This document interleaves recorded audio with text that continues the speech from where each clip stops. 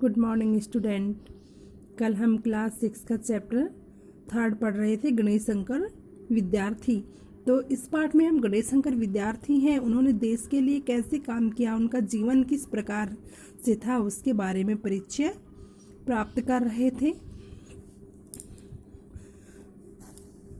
अपने प्राणों पर हंसते हंसते खेल जाने वाले क्रांतिकारियों के प्रति गणेश शंकर विद्यार्थी के मन में बड़ा स्नेह और सम्मान था। यानी कि जो देश के लिए जो क्रांतिकारी लड़ रहे थे, उनके लिए जो गणेश शंकर विद्यार्थी थे, उनके मन में उनके प्रति बहुत ही सम्मान था और बहुत ही उनसे स्नेह यानी प्यार था।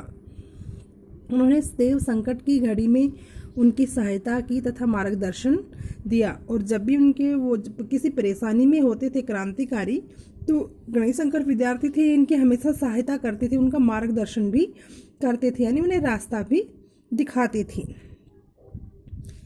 उन्हें किस दिशा में जाना है दिशा दिखाते थे।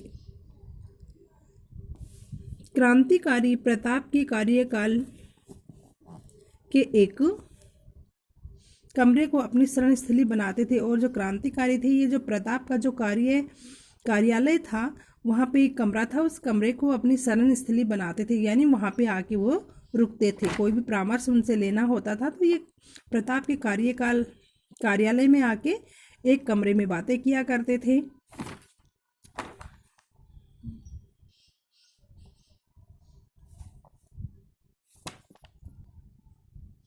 सरदार भगत सिंह पर लाहौर में जब विवाह करने के लिए उनकी दादी का दबाव बढ़ा, तो वे मार्गदर्शन के लिए गणेश शंकर विद्यार्थी के पास कानपुर आए। एक बार लाहौर में भगत सिंह थे, उनकी दादी ने उनके ऊपर दबाव डाला कि उन्हें शादी करनी पड़ेगी, लेकिन वो अपनी दादी की बात नहीं मानी उन्होंने, और वो मार्गदर्शन के लिए, परामर्श के लिए गणेश शंकर विद्यार्थी के पास कानपुर आ गए।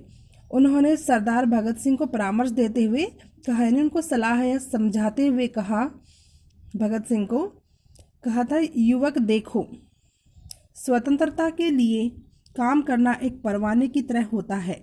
और उन्होंने कहा कि जो तुम स्वतंत्रता के लिए काम कर रहे हो तो एक परवाने की तरह होता है। परवाना वो होता है, परवाना या तो एक पत्र को भी कहते हैं, जो प्राचीन काल में राजा होता था, वो किसी पत्र लिख के और संदेश भेजता था, तो उसको भी परवाना बोलते हैं। और एक परवाना होता है जो पतंगे होते हैं, यानी जानवर होते हैं, जो जैसे दिया जलता है, जहाँ पे उनको रोशनी दिखाई देती है तो उसके चारों तरफ वो घूमते रहते हैं, रोशनी के पास आ जाते हैं, अग्नि जहाँ दिखाई देती है उसके चारों तरफ घूमते रहते हैं, और फिर उसी अग्नि में जलकर वो मर जाते हैं। तो यहाँ पे भगत सिंह को परवाना कहा गया है। ये जो एक जानवर होता है, जो जानवर होते हैं, जो दिए की लो होती है उसके चारों तरफ घूमते रहते हैं, तो वैसे ही घूमते रहते हैं और फिर उसमें जल के मर जाते हैं। तो ये भगत सिंह को कहा गया है कि तुम भी एक परवाने की तरह हो, उन्हीं जानवरों की तरह हो, जो दिए की जो लो है वो स्वतंत्रता है, अपना देश है, और तुम अपने देश के लिए काम करोगे तो तुम्हें इसके लिए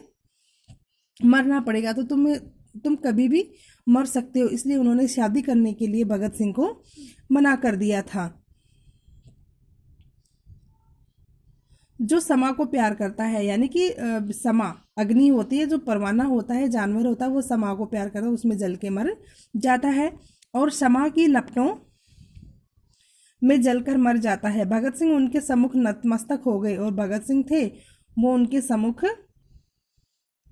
सर झुकाकर खड़े हो गए। विद्यार्थी जिन्हें मैनपुरी षड्यंत्र के अभियुक्तों के बचाव के लिए बहुत प्रयत्न किए।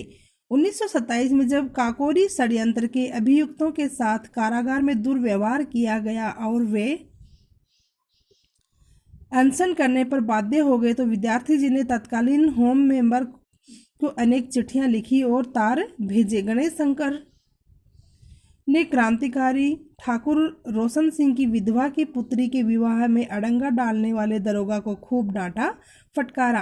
यानी कि ये क्रांतिकारियों की बहुत सहायता करते थे। जो क्रांतिकारी थे, जिनको जेल में बंद कर रखा था, तो उनके साथ कोई भी अत्याचार होता था, षड्यंत्र उनके प्रति होते थे, तो ये उनकी बहुत सहायता करते थे। और एक बार क्रांतिकारी थे रोशन सिंह, उनकी पुत्री की शादी थी, तो एक दरोगा यानी पुलिस वाला होता है, पहले पुलिस वाले को दरोगा बोलते हैं, यूपी में तभी भी बोलते हैं, तो दरोगा पुलिस वाला होता है, वो उसकी शादी नहीं होने देता है, उसकी शादी में बहुत सारी दिक्कतें यानी प्रॉब्लम खड़ी कर देता है।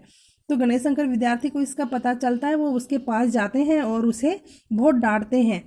तो उसे डांटने के बाद में जो पुलिस वाला होता है वही उसके पूरी शादी का प्रबंध करता है, यानी उस लड़की की शादी करवाता है। गणेश शंकर विद्यार्थी ऐसी शिक्षा चाहते थे जिसे पाकर भारतीय युवक निर्भीक और राष्ट्र के सच्चे सेवक बन सके। यानी गणेश शंकर विद्यार्थी थे, वो अपने देश में ऐसी शिक्षा चाहते थे ताकि यहाँ के युवक उस शिक्षा को लेकर निर्भीक, किसी से भी नहीं डरे और राष्ट्र के प्रति उनके मन में सच्चा भाव हो, ऐसी शिक्षा वो चाहते थे। किसानों और मजदूरों को जमींदारों और अफसरशाही के अन्यायों और शोषण से मुक्त कराने के लिए निरंतर संघर्ष करते रहे। यानी कि जो किसान थे और मजदूर थे, उन पे जो जमींदार होते थे, अफसरशाही लोग होते थे, वो अत्याचार करते थे किसानों और मजदूरों पे। तो उनके ऊपर जो अन्याय होते थे, उनका जो शोषण होता था, उस शोषण से मुक्त कराने के लिए उन्होंने बहुत ही संघर्ष किया। उन्होंने एक सेवा आश्रम की स्थापना की, जिसके माध्यम से उन्होंने ग्राम सुधार के अनेक कार्यक्रम आयोजित किए और उन्होंने एक सेवा आश्रम की भी स्थापना की, जिससे वो गाँव को सुधार सके। गाँव को सुधारने का, गाँव में कुछ नयापन लाने के लिए उन्हें बहुत सारे कार्यक्रम आयोजित किए। बाद में उनकी ग्राम सुधार योजना की परिधि में 200 गांव आ गए। यानी कि जब उन्होंने गांव सुधारने की जो योजना बनाई थी, उसके अंतर्गत उनके पास 200 गांव आ गए ग्राम सुधार परियोजना में। विद्यार्थी जिस सांप्रदायिकता के प्रबल विरोधी थे, विद्यार्थी जो थे वो सांप्रदायिकता जो भावना होती उसके बहुत ही प्रबल विरोधी थे। ये कैसी विडंबना है कि जो व्यक्ति जीवन भर सांप्रदायिकता की विषैली भावना के विरुद्ध जूझता रहा, अंततः वह उसी का शिकार हुआ। 24 मार्च 1931 की बात है। कानपुर में अचानक हिंदू मुस्लिम दंगा भड़क उठा। लोग एक दूसरे के खून के प्यासे हो उठे। मारकाट और अग्निकांड की खबरें आने लगी। विद्यार्थी जी इस स्थिति के मूक दर्शक बनकर बैठे नहीं रह सकते थे। यानी कि ऐसे हिंदू मुस्लिम दंगा भड़क गया था 24 मार्च 1931 को, तो गणेश शंकर विद्यार्थी थे, वो चुप नहीं रह सकते थे, वो केवल उसे चुपचाप बैठकर देख नहीं सकते थे, इसलिए चुपचाप देखने वालों में से नहीं थे। इसलिए उस दंगे को शांत करने के लिए वो निकल पड़े। मारकाट और अग्निकांड की खबरें आने लगी और वहाँ पे क्या है, एक दूसरे को, हिंदू और मुस्लिम एक दूसरे को काटने लग गए, एक दूसरे के खून के प्यासे हो गए और मारकाट होने लगी, अग्निकांड होने लगे। जगह जगह जो भी उनको मिलता उसको वो जला देते थे। तो गणेश शंकर विद्यार्थी इसके दर्शक बनकर बैठे नहीं रह सकते थे, वे निकल पड़े लोगों को बचाने के लिए। और वो लोगों को बचाने के लिए और समझाने के लिए निकल पड़े।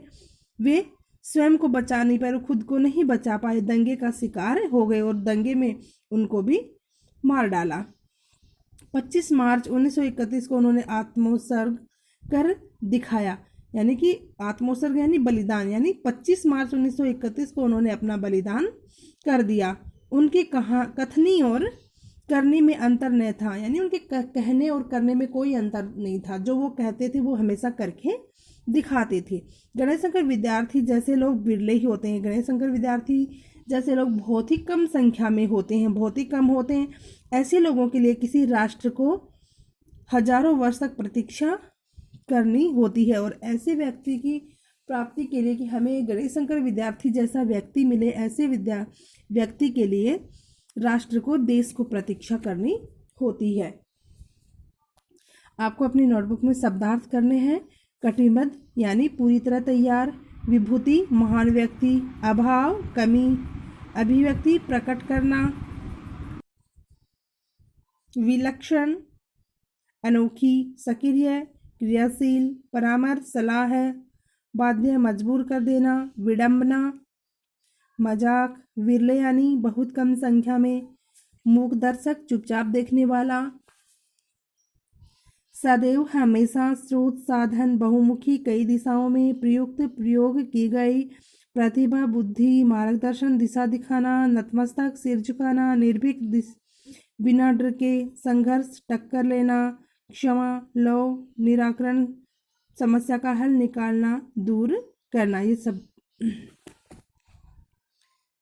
धर्मांधता, धर्म के प्रति कट्टरता, दुर्व्यवहार, बुरा बर्ताव, आत्मोत्सर्ग, अपना बलिदान देना, आर्थिक, अर्थ संबंधी शोषण, सोखना, खून चूसना, दूसरे के श्रम का अनुचित लाभ लेना, ये शब्दार्थ है आपको अपनी नोटबुक में करने हैं। धन्यवाद।